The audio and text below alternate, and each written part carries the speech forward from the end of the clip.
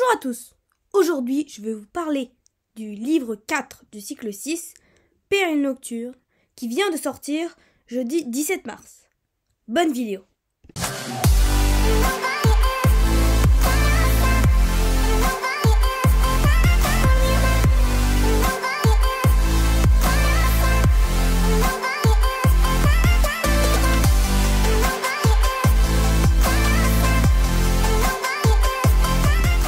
Bon déjà, le livre est assez épais et ça fait plaisir, car le dernier livre de LGDC était vraiment fin et on se demandait si ça allait continuer à rapetisser. Mais non, du coup c'est une bonne chose.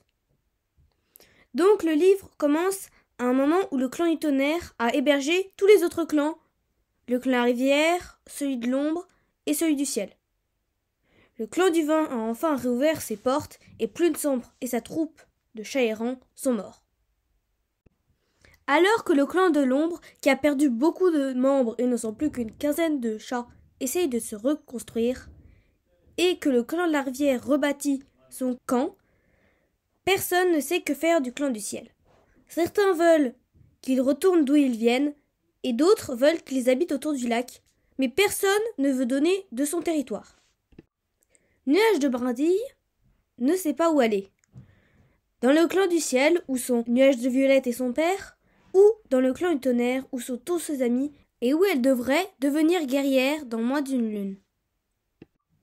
Le livre est tantôt du point de vue de Nuage de Brindille, qui ne sait pas dans quel clan aller, tantôt du côté de Nuage de Violette, sa sœur, qui va participer à une mission de sauvetage pour retrouver les guerriers du ciel, qui étaient restés sur leur ancien territoire, et tantôt du côté de Cœur d'Aulne, qui a reçu une mystérieuse prophétie pour retrouver l'équilibre entre les clans. Le livre est vraiment super, mais j'ai trouvé quelques énormes fautes.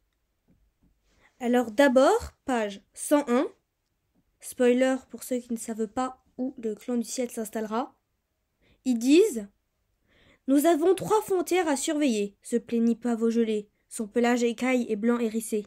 Celle du clan de l'ombre, du clan de la rivière, et maintenant celle du clan du ciel. » Alors là, l'erreur est grave. Depuis quand le clan du tonnerre a une frontière en commun avec le clan de la rivière? On n'est plus dans le cycle 1. Et puis, c'est pas comme si il s'était juste trompé de nom une fois, car après, il parle pendant une demi-page du clan de la rivière qui a fermé ses portes et de savoir s'il faut s'attarder à leurs frontières. La deuxième erreur est page 115. Les guérisseurs sont à la source de lune. Ils ont une vision. Dans le livre, ils disent « Feuille de houx !» Cœur d'Aulne avait entendu parler de la fille de Feuille de Lune. Le clan racontait de vagues histoires sur la façon dont elle avait péri dans un tunnel, même si son corps n'avait jamais été retrouvé. Mais Feuille de Houx, elle est ressortie de son tunnel dans le cycle 4 et est morte dans la bataille contre la forêt sombre.